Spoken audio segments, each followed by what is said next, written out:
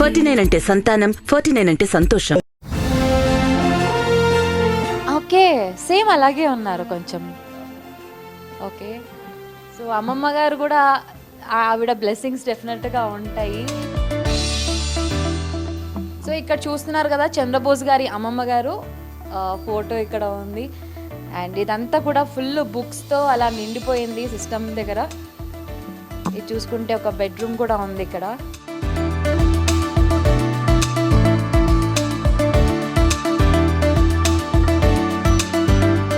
ఇక్కడ అంతా ఒక రిక్లైనర్ సోఫా పక్కన చూసుకుంటే అవార్డ్స్ ఉన్నాయి. ఎంఎం శ్రీలేఖ ఎట్ 25, చంద్రబోస్ గారు లిరిక్ రైటర్ అని ఉంది, శ్యామ్ బాబు గంధం. సో ఇక్కడ ఒక ట్రాఫీ అండ్ ఇక్కడ కూడా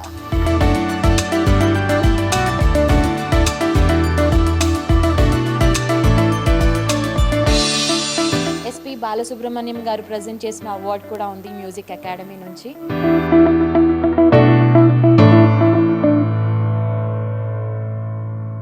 ఇది వచ్చేసి హాల్లో ఉన్న మంచి లగ్జరీతో ఉన్న సోఫా అన్నమాట.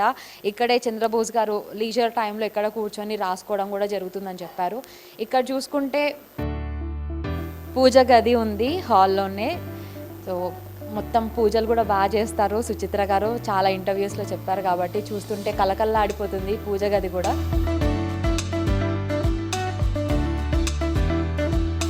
ఇప్పుడు ఒక అద్భుతమైన ప్లేస్ చూపించబోతున్నాను. మన లిరిసిస్ట్ చంద్రబోస్ గారి ఒక మ్యూజియం అని చెప్పొచ్చు. ఇక్కడ బయట నుంచి చూస్తున్న వ్యూ అదిరిపోయింది. ఇన్ని అవార్డ్సా అనిపిస్తుంది. సో ఈ అవార్డ్స్ అన్నిటికీ ఈక్వల్గా ఒకే ఒక అవార్డ్ ఆస్కార్. సో అది ఇక్కడ ఎక్కడ పెట్టబోతున్నారో అన్న క్యూరియాసిటీ నాకు చాలా ఎక్కువైపోయింది. చాలా ఆర్గనైజ్డ్గా చూసారా, వావ్. చంద్రబోస్ గారి అవార్డ్స్ అన్నీ ఇక్కడ చాలా నీట్గా, కొన్ని అయితే పాత పడిపోయి కూడా ఉన్నాయి, అయినా కూడా ఇలా డీసెంట్గా నీట్గా ఇలా అరేంజ్ చేయడం జరిగింది. మనసంతా నువ్వే, గంగోత్రి, 100% లవ్, 100 days ఉంది ఇక్కడ, yellow flowers presented to Chandrabose, D అంటే డి, ప్రేమలో ABC, ఇక్కడ అల్లు అర్జున్ తమన్నా, పైన చూసుకుంటే విక్టరీ వెంకటేష్ గారు, కళారత్న పురస్కారం అవార్డ్, వావ్, అభినంద ఆత్రేయ అవార్డ్ 2010 నుంచి ఉన్నాయి. విక్టరీ వెంకటేష్ గారు 175 days ఫంక్షన్. ఇది వచ్చేసి నీ జతగా నేనుండాలి.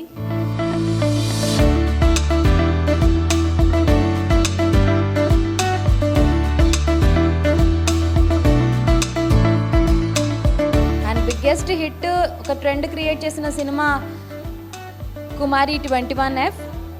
ఆ సినిమాకి సంబంధించిన అవార్డు కూడా ఉంది, ప్లాటినం డిస్క్ అవార్డ్. సూపర్ కదా. ఈ సినిమా అయితే ఒక నెక్స్ట్ లెవెల్లో ట్రెండ్ అయ్యింది, అందులో సాంగ్స్ కూడా. అండ్ ఇక్కడ చూసుకుంటే రాఘవేందర్ రావు గారు లైక్ బొకేని ప్రజెంట్ చేస్తున్నారు. రాఘవేందర్ రావు గారు కూడా ఆయన ఒక వీడియో రిలీజ్ చేయడం జరిగింది, విషెస్ తెలియజేశారు. చాలా చాలా హ్యాపీగా ఉన్నారు చంద్రబోస్ గారిని చూసి. ఆస్కార్ అవార్డు తీసుకోవడం చాలా హ్యాపీగా ఉందని కూడా ఆయన విషెస్ చెప్పడం జరిగింది. ఒక్కటా రెండా ఎన్ని అవార్డ్స్ లెక్క పెట్టడానికి కూడా టైం సరిపోనంతగా ఉన్నాయి.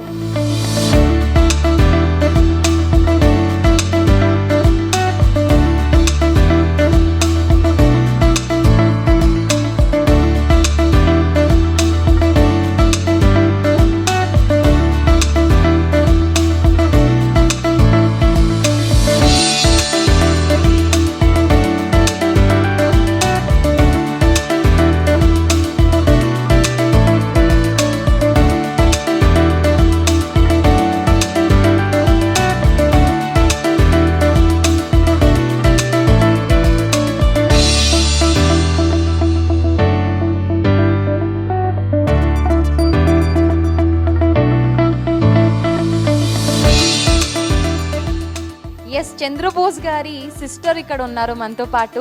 హలో అండి, నమస్తే, ఎలా ఉన్నారు? నమస్తే నమస్తే అండి, బాగున్నామండి. First of all congratulations.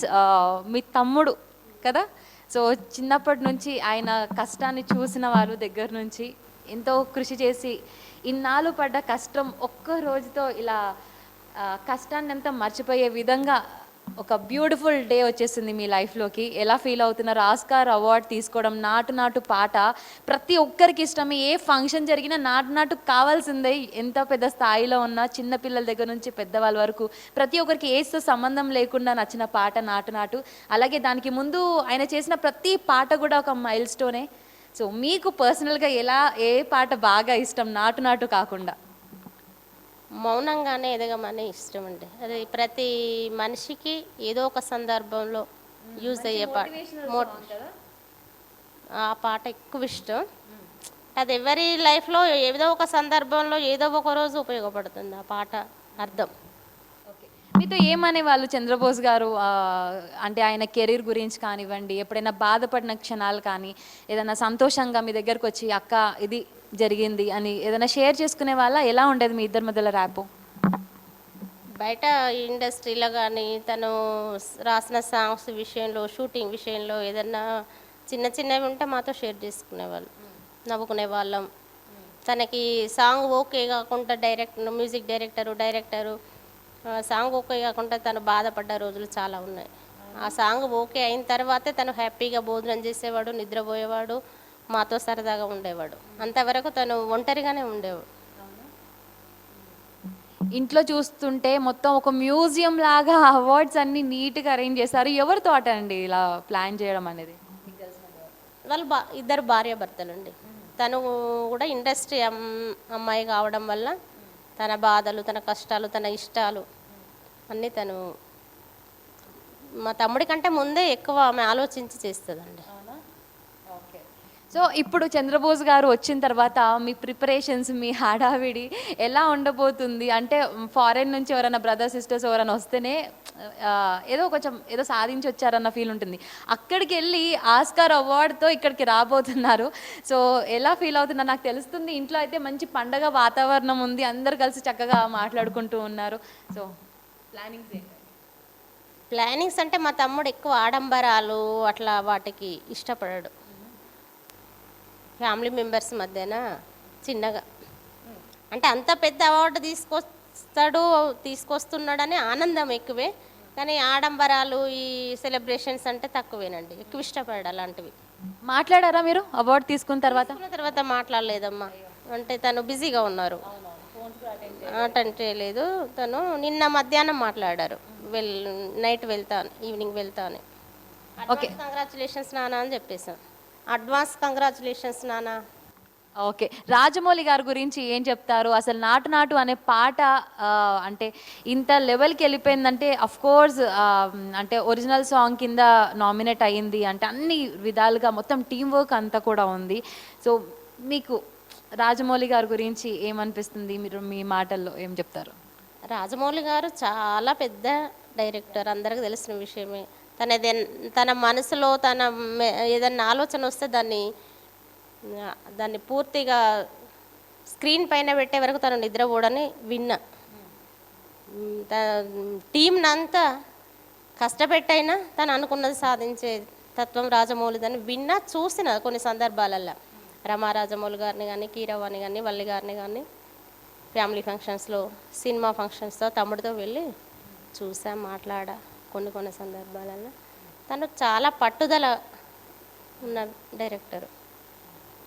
మీరేమైనా అడగడం జరిగిందా? తమ్ముడు ఇండస్ట్రీలోనే ఉన్నారు కాబట్టి వీళ్ళని కల్పించు, వాళ్ళని కల్పించు అని ఎప్పుడైనా ఇలాంటివి? లేదమ్మా, మాకు అలాంటి అంత ఇష్టం ఏమి ఉండదు. ఫిలింఫేర్ అవార్డ్స్, కొన్ని అవార్డ్స్ ఫంక్షన్స్కి ఇద్దరు ఇండస్ట్రీలో ఉన్న వాళ్ళే కాబట్టి నన్ను చాలా సందర్భాలలో తమ్ముడు మరదలు తీసుకెళ్ళే. సుచిత్ర చాలా అందరినీ పరిచయం చేస్తారు. అందరినీ మా అక్క వీళ్ళమ్మ వీళ్ళు అని చూపించి పరిచయం చేసి చాలా వెళ్ళి చాలా ఫంక్షన్స్కి.